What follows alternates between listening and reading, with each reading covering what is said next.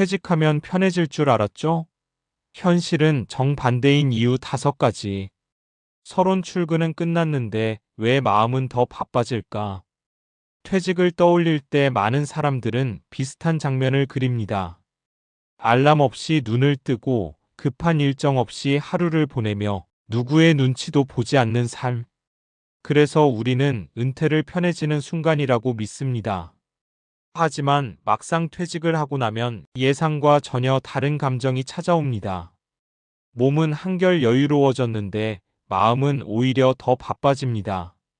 시간은 많아졌는데 하루는 빨리 지나갑니다. 그리고 조용히 이런 질문이 떠오릅니다. 이제 나는 뭘 하면서 살아야 하지? 퇴직이 편해질 거라 믿었던 이유는 단순합니다. 그동안의 피로가 너무 컸기 때문입니다. 하지만 퇴직 후 삶의 어려움은 노동의 강도가 아니라 삶의 구조가 사라지는 데서 시작됩니다.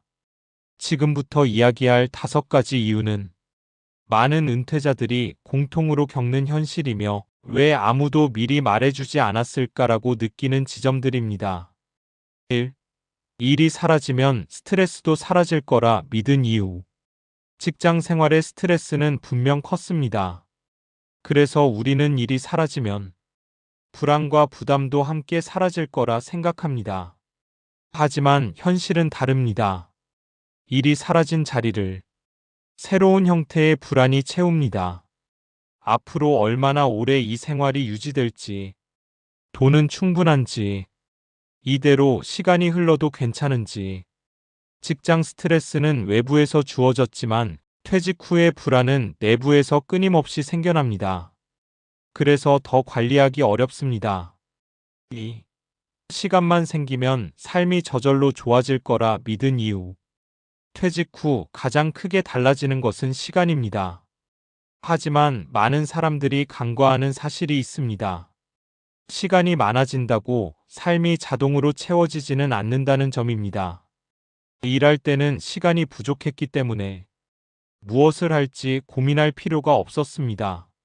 하지만 은퇴 후에는 반대입니다.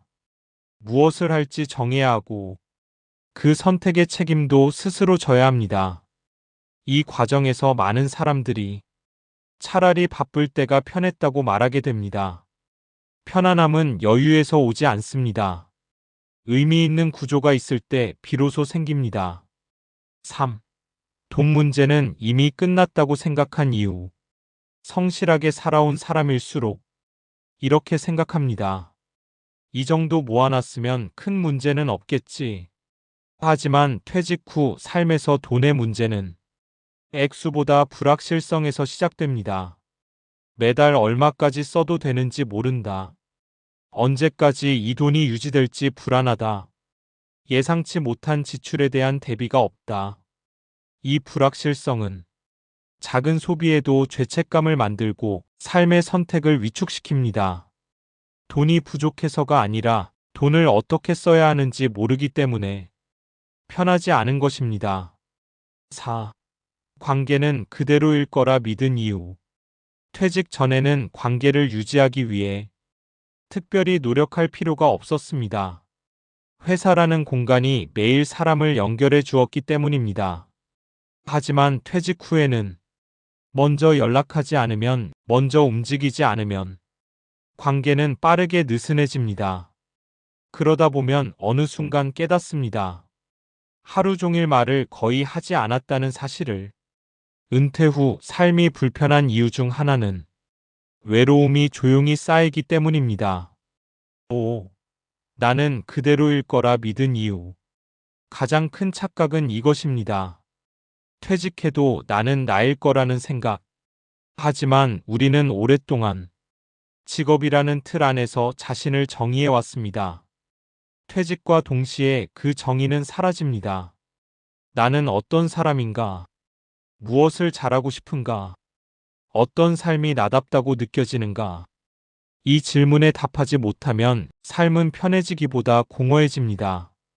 퇴직 후 가장 힘든 변화는 몸의 피로가 아니라 정체성의 흔들림입니다. 맺은 말 편안함은 자동으로 오지 않는다. 퇴직하면 편해질 거라 믿었던 것은 잘못된 기대가 아니라 너무 자연스러운 생각이었습니다. 하지만 현실은 분명합니다. 편안한 노후는 퇴직과 동시에 주어지지 않습니다. 퇴직 후 삶은 다시 설계해야 하는 또 하나의 인생입니다.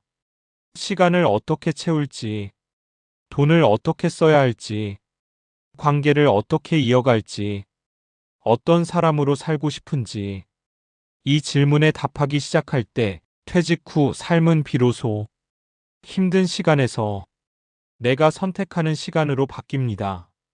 편안함은 기다리는 것이 아니라 준비하는 사람에게 찾아옵니다.